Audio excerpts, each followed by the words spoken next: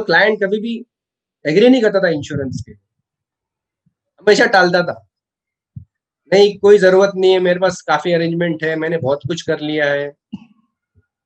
वो हमेशा, ये 4-5 साल पहले की बात है जब मैं उसको एक दूसरा प्रोडक्ट के लिए गया था मिलने, उनसे मेरी मुलाकात हुई, एक प्रोडक्ट मेडिक्लेम लिया उनसे, मगर लाइफ इंश्योरेंस के लिए जब भी जाऊं मुझे मना कर देता, जब भी उसको अप्रोच करूं मुझे मना कर देता।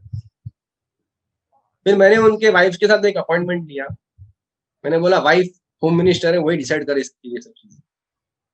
तो एक संडे को मैंने उनके वाइफ को फोन करके अपॉइंटमेंट लिया, दोनों को बिठाया और मैंने उनको पूरा कॉन्सेप्ट समझा उनसे कि उनकी रिक्वायरमेंट क्या थी, उनकी नीड क्या थी और कौन से गोल्स उनके लाइफ में चाहिए थे उनको।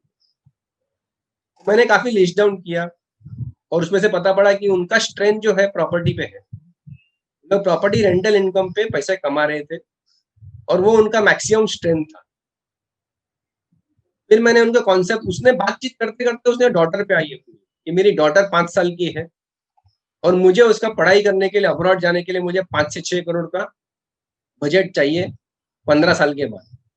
तो मैंने उनसे क्रॉस क्वेश्चन पूछा कि ये कौन सा आपको देगा कि जहां से आपको 5-6 करोड़ गारंटेड आएंगे आपको। बोला नहीं, हमारा प्रॉपर्टी बेच देंगे तो हो जाए।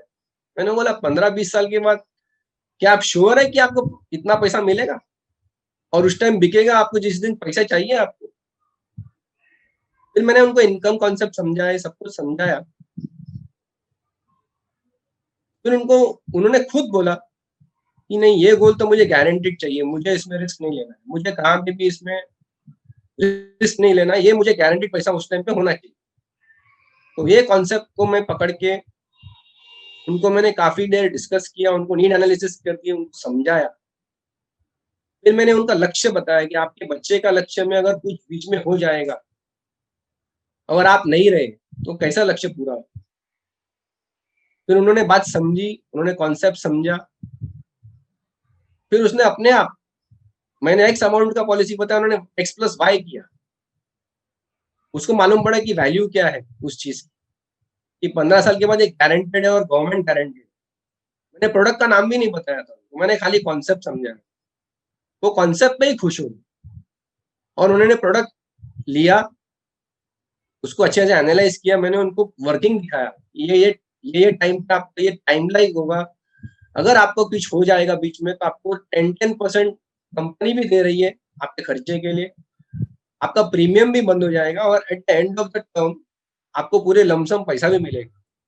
आपका बच्चे का गोल कोई भी तरीके से आपका डिस्टर्ब नहीं होगा, चाहे दुनिया इधर की उधर हो जाए, चाहे कुछ भी हो जाए, ये गारंटेड पैसा मिलना ही है।